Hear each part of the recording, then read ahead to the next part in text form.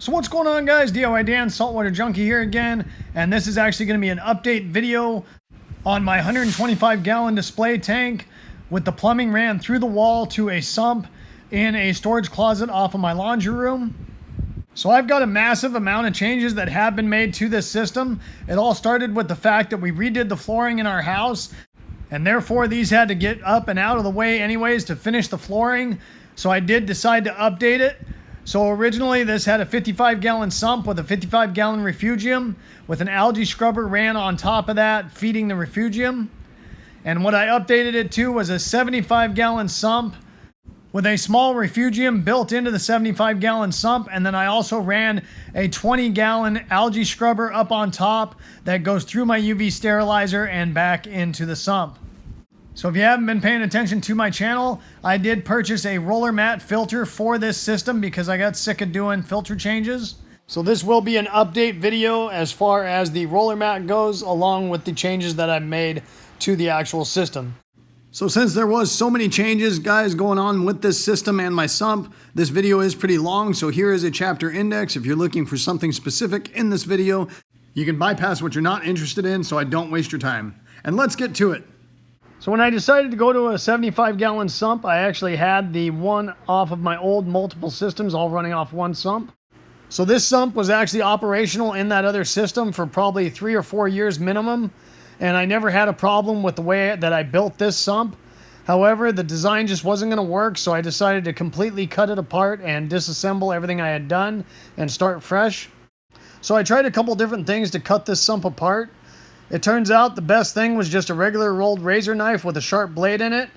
I would cut the seam on both sides of whatever piece of acrylic I was trying to break free, and then just leverage it back and forth with my hands to break the seal on that silicone and pull each piece of acrylic out of the sump. One thing I did try that had some promise, it just kept breaking on me, was some dental floss. I would use that dental floss just like flossing between your teeth on the silicone. Now the reason this dental floss might have kept breaking on me is because it was pretty old. So if maybe you got some really good quality dental floss that was brand new, it might work a little better. But obviously this is a safer answer if you are worried about possibly scratching the aquarium glass on your sump that you might be trying to repurpose. I never had an issue with using a regular razor knife. The other option is getting one of these cheaper razor knives that have the longer blades that snap off, because those do tend to be a little bit more flexible and might fit between the baffle and your aquarium glass a little easier. Once removing all the filter holders and the baffles that I had in this sump, then I went ahead and used this type of a scraper to finish removing all the silicone that I possibly could off of the aquarium glass. So I'm just going to do an overview of how I put this sump together, going over some of the key points and changes that I made from the old one to this one. But I will post an icon at the end of this video on one of my previous sump builds if you want to see more detail about how I put these together. So one of the big changes that I did make is I ended up buying some black acrylic instead of clear acrylic like I've used in my previous sumps. The main reason I did this is so I don't get any light shining from my refugium over to the other sections of my sump and possibly getting the algae growth that I was getting before with the clear acrylic. Another issue I've had in the past, since I use 1/4-inch acrylic for all these baffles, is sometimes it would start bowing a little bit in the center. So you'll notice with these baffles that I did silicone in some gussets between some of the baffles and on the edge of the main walls to give it some extra strength so I don't get that bowing in the center of the acrylic. Another change that I made during building this sump, which really helped me out and made life a lot easier, is I had a little bit more patience.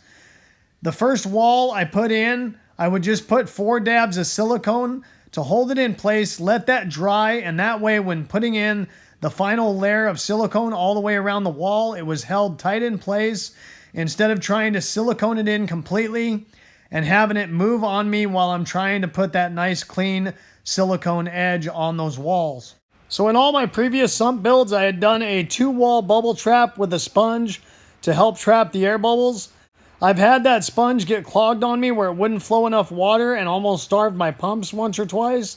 And therefore I didn't want to deal with that. So I did go with a 3-wall bubble trap so I no longer have to use that sponge.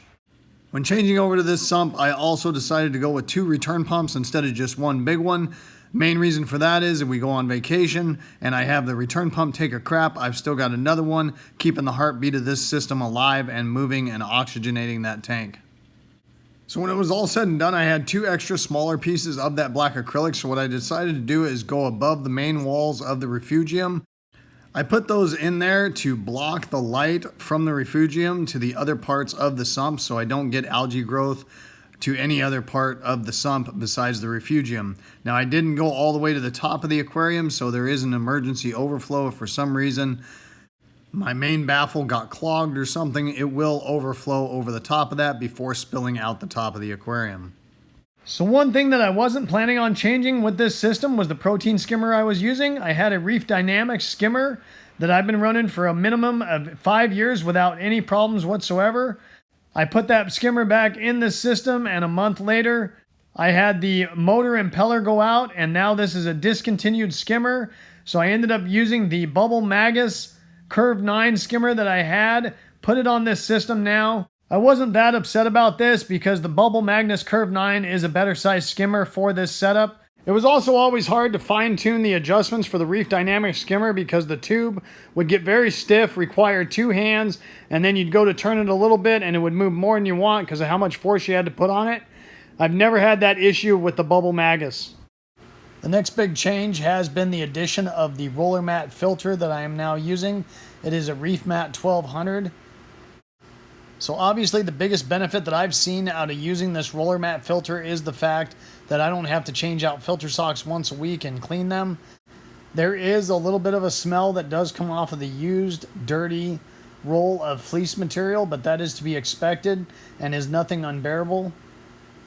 Now I have had one issue with this Reefmat 1200, and I have been in communication with Redsea about it, and they're trying to help me figure it out. In the couple months that I have been using this filter, I have had it completely unspool a clean roll of fleece to the used section all in one day. So right here on the app you can see my daily usage, and usually it ranges between 6 inches and 9 inches.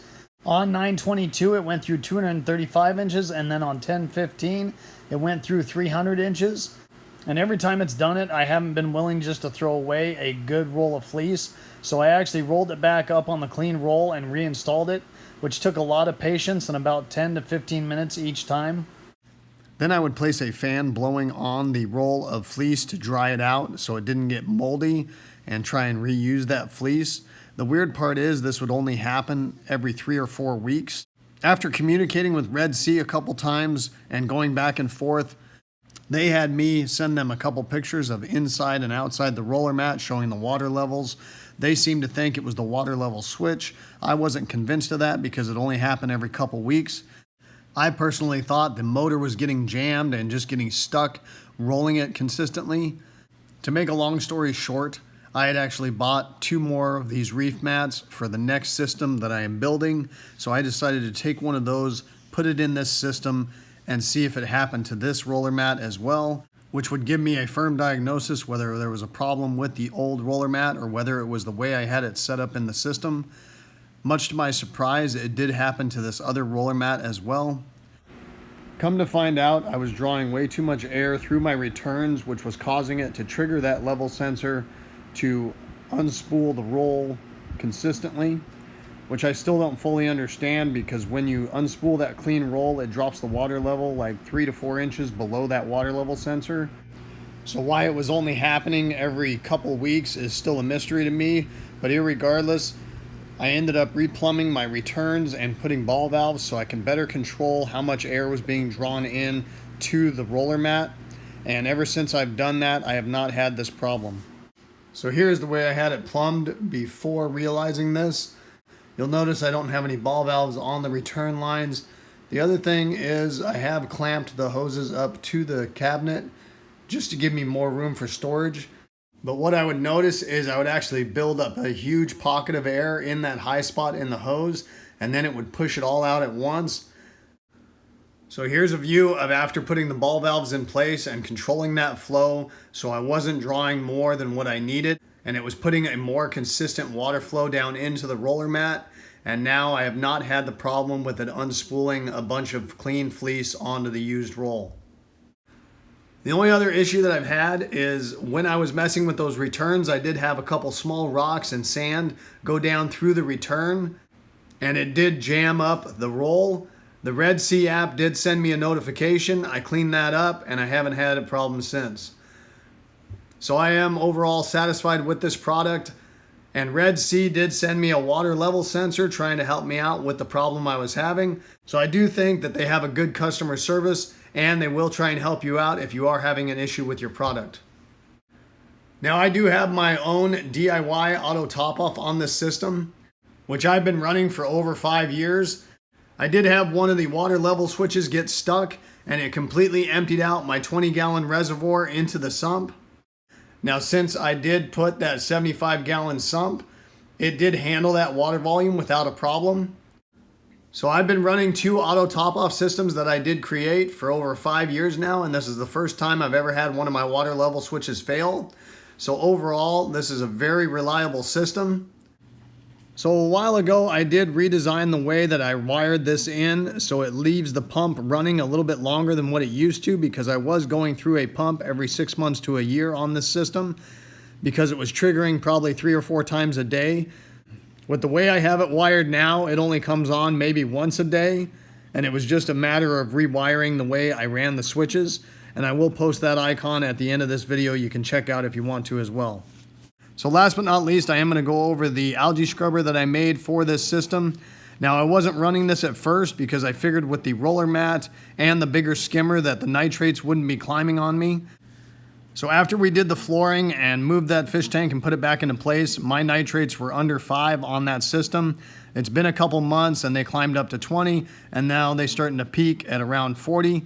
And I decided I better go ahead and put an algae scrubber back into this system, because when running my algae scrubbers, my nitrates would stay under 5, basically 0. I built a shelf above my sump using 2x3s. Then I went online and bought a 20-gallon long aquarium from Petco for right around $30.